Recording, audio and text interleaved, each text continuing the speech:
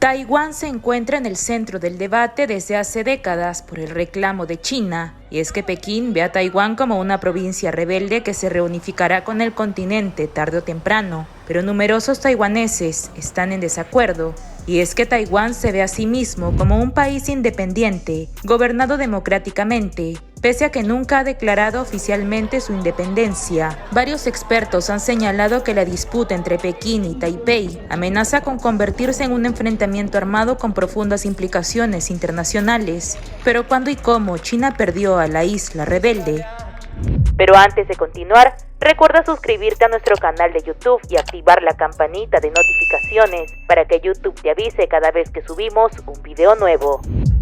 Se cree que los primeros habitantes de Taiwán fueron pueblos austronesios, procedentes de Oceanía, el sureste asiático y partes de lo que es hoy el sur de China. En sus orígenes, la isla quedó registrada por primera vez en los archivos chinos, después de que este país enviara una fuerza expedicionaria para explorar el lugar. Este es un hecho que Pekín utiliza para respaldar sus reclamos territoriales. Entre 1624 y 1661, Taiwán se convirtió en una colonia holandesa por un tiempo breve. Posteriormente fue administrada por la dinastía Qing, la última dinastía imperial china, desde el año 1883 hasta 1895.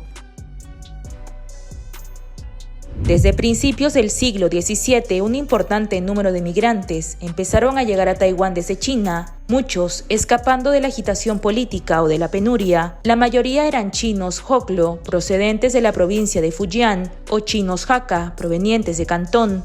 Los descendientes de estas dos olas migratorias conforman la mayor parte de la población actual. En 1895, después de la victoria de Japón en la Primera Guerra Sino-Japonesa o Chino-Japonesa, el gobierno Qing no tuvo más opción que ceder Taiwán a Japón. Pero después de su rotunda derrota en la Segunda Guerra Mundial, Japón tuvo que renunciar al control de todos los territorios que había ocupado en China, la entonces República de China. Uno de los países vencedores en esa guerra empezó a gobernar Taiwán con el consentimiento de los aliados Estados Unidos y Reino Unido, pero la Guerra Civil de China, que había iniciado en 1927, continuó tras la Segunda Guerra Mundial y pocos años más tarde las tropas del gobierno de Chiang Kai-shek fueron derrotadas por las fuerzas comunistas lideradas por Mao Zedong. Chiang y lo que quedaba de su gobierno nacionalista del Kuomintang, conocido por sus siglas como KMT, se refugiaron entonces en la isla de Taiwán en 1949, proclamando la República de China en ese territorio, defendiendo que seguían siendo su gobierno legítimo. Este grupo de personas, a las que se conoce como chinos continentales y que contaba con cerca de 1,5 millones de personas, dominó la política taiwanesa durante muchos años, aunque solo representa el 14% de la población.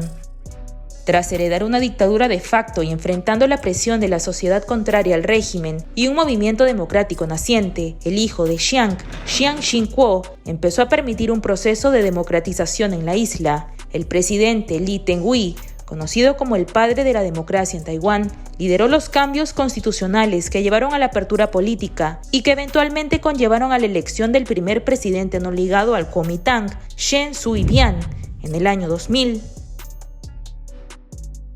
Después de décadas de retórica hostil, China y Taiwán empezaron a tender puentes en los años 80. China abogó por la fórmula conocida como un país, dos sistemas, bajo la cual Taiwán podría ejercer una autonomía significativa si aceptaba la reunificación con China. Este sistema fue implantado en Hong Kong, en cierto modo como una muestra para el pueblo taiwanés. La oferta fue rechazada por Taiwán, pero el territorio relajó las restricciones de visitas e inversiones en la China continental.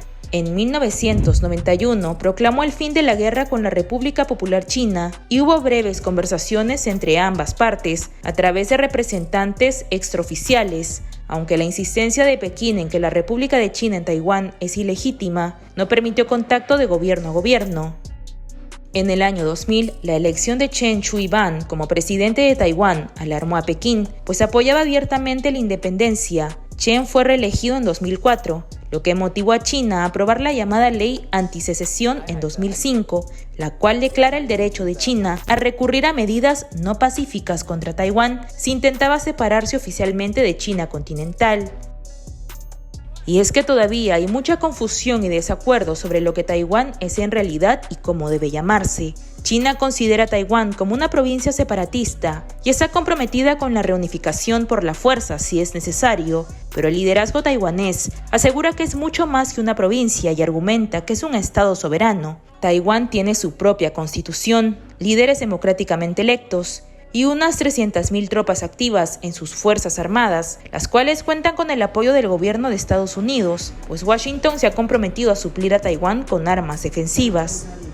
El gobierno de la República de China, bajo Chiang Kai-shek, que huyó a Taiwán en 1949, declaró en un comienzo que representaba a toda China y que tenía la intención de retomar todo el territorio de nuevo. Esta república ocupó un asiento en el Consejo de Seguridad de la ONU y fue reconocida por muchas naciones occidentales como el único gobierno de China. No obstante, en 1971, la ONU transfirió el reconocimiento diplomático a Pekín y el gobierno de la República de China fue expulsado. Desde entonces, el número de países que reconoce diplomáticamente a la República de China ha caído a poco más de 10 naciones.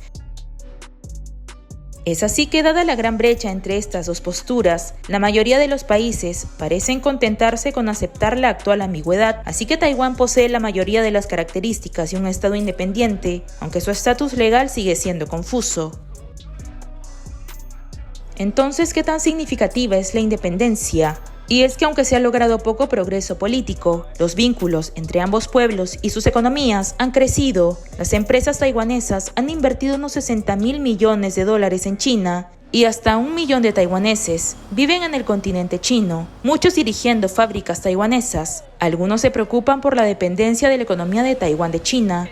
Otros, sin embargo, señalan que las estrechas relaciones comerciales dificultarían cualquier acción militar de Pekín por el daño que le haría a la economía de la segunda potencia mundial.